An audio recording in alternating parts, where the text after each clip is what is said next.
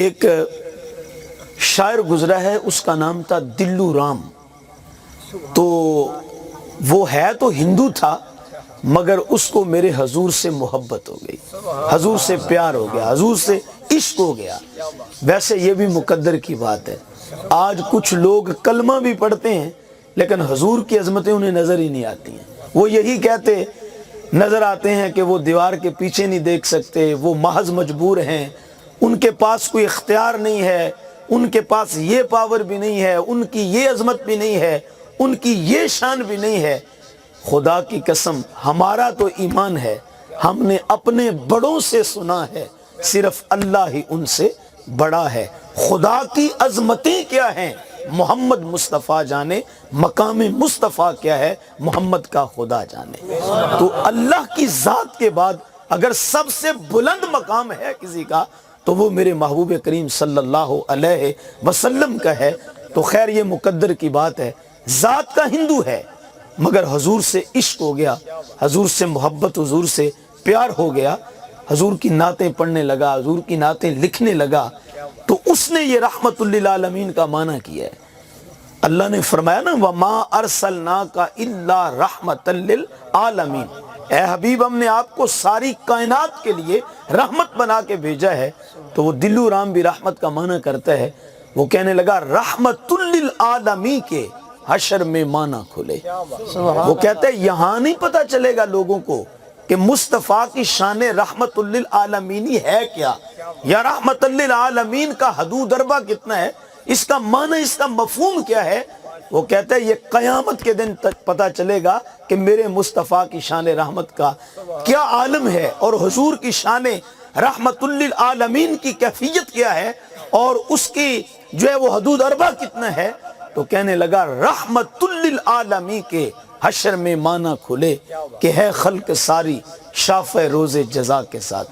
وہ کہنے لگا قیامت کے دن جب اللہ کی ساری مخلوق جو ہے وہ میرے مصطفیٰ کے در دولت پہ حاضر ہوگی، پھر معلوم ہوگا کہ رحمت للعالمین کا مطلب کیا بنتا ہے. اور یہ حدیث صحیح میں آتا ہے قیامت کا جب دن آئے گا تو ہر بندہ جو ہے وہ پریشان ہوگا. کوئی ٹخنوں تک پسینے میں ڈوبا ہوگا، کوئی گھٹنوں تک ہوگا، کوئی جو ہے وہ ناف تک ہوگا، کوئی کندھوں تک ڈوبا ہوگا. لیکن اس افراتفری کے عالم میں کہ جب ہر نظر کانپ اٹھے گی محشر کے دن، خوف سے ہر کلیجہ دہل جائے گا، اوڑھ کر کالی کملی وہ آ جائیں گے، حشر کا سارا نقشہ بدل جائے گا.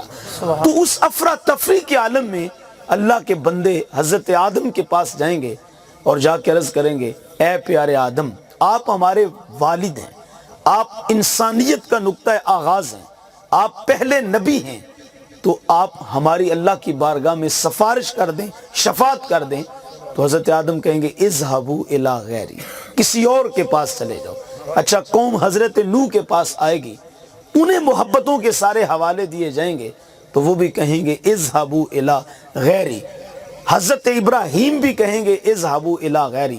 سارے نبی یہی کہتے نظر آئیں گے اذهبوا الی غیری، اذهبوا الی غیری. اچھا قوم حضرت عیسیٰ کے در دولت پہ آئے گی، حضرت عیسیٰ کہیں گے آؤ، ہر نبی نے یہی کہا ہے اذهبوا الی غیری، لیکن آؤ میں تمہارا بازو پکڑ کے تمہیں اس چوکٹ پہ لے جاتا ہوں جہاں جانے والا آج تک کبھی خالی پلٹ کے آیا ہی. اللہ وہ دلو رام کہنے لگا رحمت للعالمین کے حشر میں معنی کھلے کہ ہے خلق ساری شافع روزے جزا کے ساتھ. لے کے دلو رام کو جنت میں جب حضرت گئے غل ہوا دلو بھی محبوب خدا کے ساتھ. اللہ اکبر. وہ کہنے لگا ان کی رحمت کا کیا پوچھتے ہو، جب قیامت کا دن ہوگا تو مجھ جیسا نکارا شخص بھی ان کے قدموں سے لپٹ کر جنت میں داخل ہو جائے گا.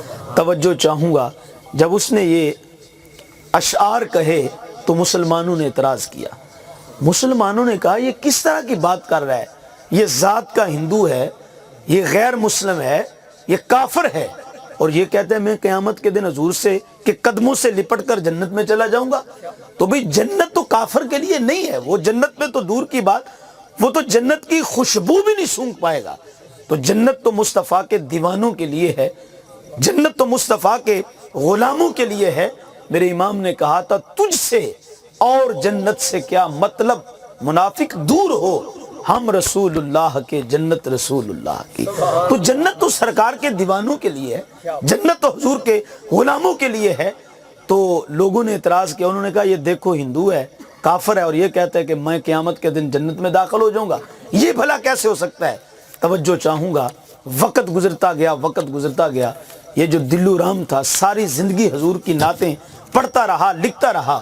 ایک وقت آیا جب اس کا آخری وقت آیا، اس کو فالج کا اٹیک ہوا، بیمار ہو کے بستر مرگ پہ آ گیا، سانسیں اکھڑنے لگی، اور بس موت اور حیات کی کشمکش میں، یہ موت کے انتظار میں چارپائی پہ پڑا ہے، اور حالت یہ ہے کہ نہ منہ سے بول سکتا ہے، نہ ہاتھ سے کوئی چیز پکڑ سکتا ہے، نہ حرکت کر سکتا ہے، نہ بول سکتا ہے۔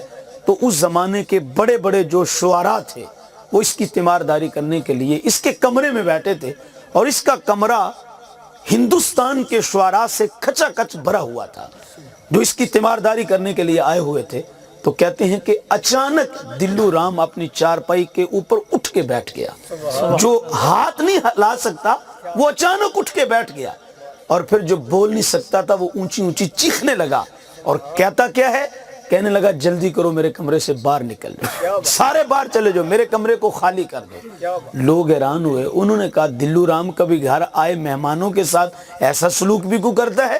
یار ہم تیرا پتہ کرنے آئے ہیں، تو ہمیں کمرے سے باہر نکال رہا ہے، لیکن پھر ساتھ یہ بھی بتا کہ یہ کیسا سلوک ہے، اور پھر یہ بھی بتا یہ تیری آنکھوں میں چمک، یہ تیرا چہرہ جو نور علی نور ہو گیا ہے، اور تیرے اندر یہ پاور، یہ طاقت، یہ ماجرا کیا ہے، یہ کہانی کیا ہے، یہ تو بتا۔ دلو رام کی آنکھیں بہہ گئیں اور رو پڑا، کہنے لگا خدا کی قسم، جس محبوب کی ساری زندگی نعتیں لکھتا رہا، جس محبوب کی ساری زندگی نعتیں پڑھتا رہا، وہ ان نعتوں کا انعام دینے کے لیے، کرم کرنے کے لیے مجھے اپنا کلمہ پڑھا کر اپنا غلام بنانے کے لیے دیکھو میرے سرانے آگے بیٹھا۔ نام لیواؤں کو تنہا چھوڑتے کب ہیں، وہ اپنے نام لیواؤں کو تنہا چھوڑتے کب ہیں، جہاں کوئی نہ ہو ہم دم وہاں سرکار ہوتے۔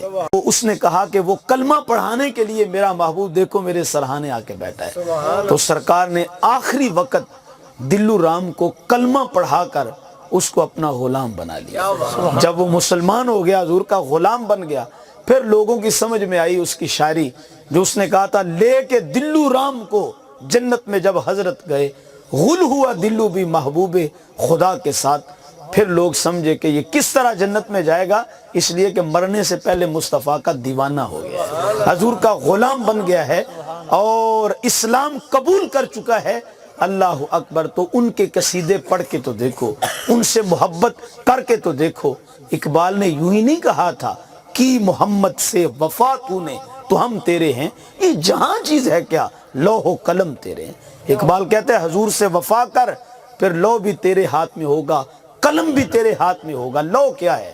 لوح وہ تختی ہے جس پہ تقدیر لکھی جاتی ہے، اور قلم وہ آلہ ہے جس سے تقدیر لکھی جاتی ہے۔